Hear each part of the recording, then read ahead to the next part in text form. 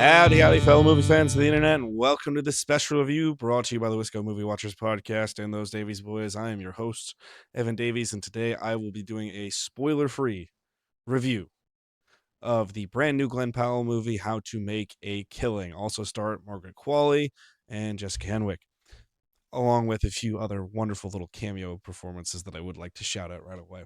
As I stated, it's going to be spoiler free. If you want a spoiler edition, go find it. Most of the time, I do these reviews just simply so that people have some word of mouth to actually go to a movie. That's really all I do with these.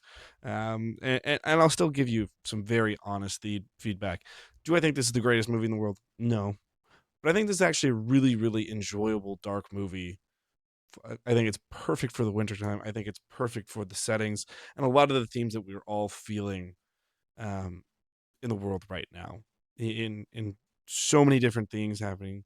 But the first thing I want to highlight before anything else, when I talk about this movie, is this is a throwback film, and what I mean by that is, and I'm not saying it's a retro style film and that it goes back in time or does anything like that. But what I like about it is it is a small film. This is something that I could see in the theater in 1982, in 1994, in 2006. Name the year before cinemas have kind of gone the way that they have, to where this would be a great word of mouth movie if it were to catch fire with the right audience. I think this is a fun, enjoyable time at the theater, and overall, just a good movie to watch. I think this is going to really turn into a streaming favorite as well. And I think it's a throwback because it's a small film. Now, we are playing with ideas of, for those who don't know, the premise of the film, Glen Powell is the estranged son, or the son of an estranged mother from like a classic American dynasty style of family. She's thrown out after getting pregnant. She just makes it work naturally. She dies while our main character Glen Powell is young, and then it's his kind of way of going up. And then through the power of suggestion, he finally breaks, what have you. He goes on to realize that he is still in the inheritance of this family, and if he just systematically kill off his relatives, he would be the sole heir, and then he would have the money and the life that his mom always wanted for him in his eyes. That's the premise of the film. And what I love about it is, because you're dealing with so many ideas and so many visions of opulence and greed and arrogance and both blissful and intentional ignorance towards one's position in life, that the film seems bigger than it actually is. It's really just a character study of one man telling a story. It's all it is. And that's a good thing. That's not a bad thing, because so often we're trying to make these films bigger and bolder and better than they've ever been. And more often we come to the fact that audience members, myself included, kind of go, okay, because you can't always top the best thing. You can't always get better than this, and there's a difference. We love film that's great, but we also just love film that's enjoyable. And I think this is an enjoyable film overall because it understands what it is, and I, in no way, shape, or form, am I comparing the quality of this film to Back to the Future. But one of the things about Back to the Future that is wonderful is when you actually look at Back to the Future, it's a very small film. And through some of the events of the film, some of the themes of the film, the music of the film, it becomes this larger than life piece of cinema that can very much take over your emotions and make you feel big. This does not do those things in particular, but it does similar things to make the movie seem bigger. You see mansions, you see these classic New York opulence scenes, greed of the highest order, things of that nature. And you immediately go, oh, this is bigger because I'm seeing these things, or I'm hearing these little notes that push me towards this idea of what these people are, what these people are supposed to be doing.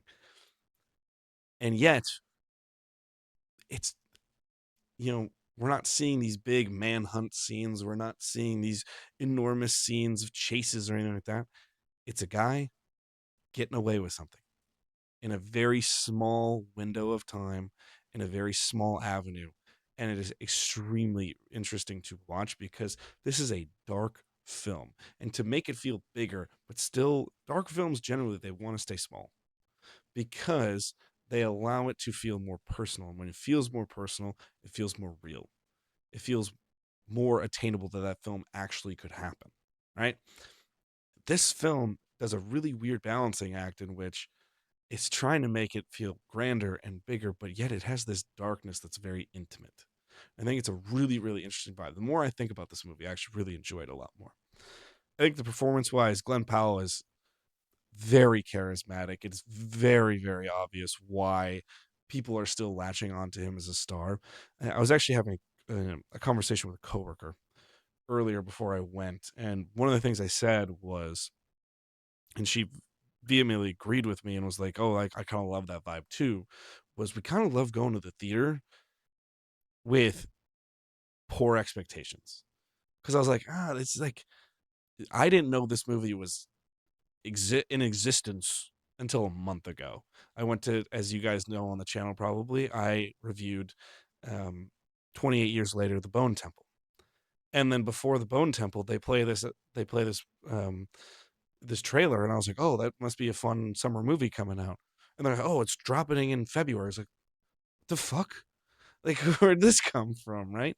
So it's a very interesting vibe to see and happen. So that's something that I really um, was excited about because I went in with such little expectations because I had no build to it. I just went, okay, it's a movie. Glen Powell, Margaret Qualley, just kind of all actors I enjoy, I like. I saw some cameos of some actors that I really enjoy that I wish would do more.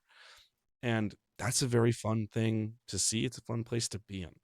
I really love some of the theme work that they do in this movie as well. Obviously, there's themes of greed, but really, it's this idea of perception and reality and how one perceives and self perception and reality. And then also, they go into a lot of themes underlying of childhood trauma. Now, at first, you're like, oh, it's not underlying, right? But the more you see how the film progresses, you understand that it is only with the commitment and vigor of a child and that idea planted in childhood that somebody would be able to achieve these things, or multiple people might be able to achieve some things like that. So it's a very interesting dynamic. And also these theme of ambition versus contentment, where you constantly see our main character pushing and then trying to find contentment. And when he does, kind of getting pulled back in a way that you're not inherently thinking of when you're first going into the film. So it's really interesting dynamic. Although Glen Powell is absolutely great in this movie, I really enjoy it. What I really love is the balancing act of our two female leads in Margaret Qualley and Jessica Henwick. I think they're both play, I don't want to say archetypal roles. I think that's diminishing them a bit, but you have more of the classic um, role of the classic, down home, doesn't need much, beautiful, loving woman in the Jessica Henwick race character. Then you got Margaret Qualley, who is from money and just keeps dropping breadcrumbs of her existence and what she wants and where she wants to be and what she's willing to do things and to get things. And it's a really, really interesting character. And the dynamic of both of them pulling at this singular person is really, really fun and enjoyable to watch. And which is why I think it is actually perfectly timed near the Valentine's Day holiday. Granted, I know we're out of that, and the big hit right now is Wuthering Heights, even though it's not huge, which hopefully I get to watch soon to give a review for you guys as well. But this movie was actually really enjoyable. I just had a good time at the movies.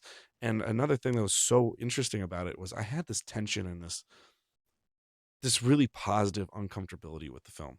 Where it's like, I don't know if I like that. I don't know if I like that. And it was what the main character was doing. And I'm not supposed to like it. But yet, it's balanced by this wonderfully charismatic actor that I really, really enjoy watching on screen. So it's a very interesting dynamic to see, and one I highly recommend someone to go experience in the theater. I always recommend people go to the theater for a new film. We need the theaters to exist, and the only way to do that is if viewers actually go and watch the movies there. I would enjoy this film. I shouldn't say I would enjoy this film. I enjoy this film. I highly recommend it to others. Do I think it's the greatest movie in the world? No. But do I think it's a really fun 2 hour romp with a great runtime, an interesting story, and very cool visuals to tell this very interesting, seedy, dark story? I do. I think it's really, really well worth your time. And I hope you go see it and enjoy it for yourself. But that is going to do it for our review. If you like this review, you can go check out more reviews or check out our full podcast, the Wisco Movie Watchers podcast, hosted by myself and my brother Dylan, where you're going to find all kinds of great movie commentary, analysis, and things of that nature, along with some awesome game shows that are coming your way. That is all available from those Davies Boys on our Spotify or YouTube feed as well. Or if you're into some gaming content, we also do some crossovers with the Really Snappy Gaming channel, which is another place that's some other great content. So go check that out, including the new podcast, Really Snappy Gaming Podcast. If you're into video games, go check that out as well. That is going to do it, folks. Thank you guys so much for watching, listening, lurking, wherever you may be. Like, comment, subscribe, follow on whatever platform you can, and help this video grow. Beyond that, have a wonderful day. Go treat yourself and go see a good movie. Maybe just like How to Make a Killing. That's all. Peace, love, and hugs to you all. Goodbye.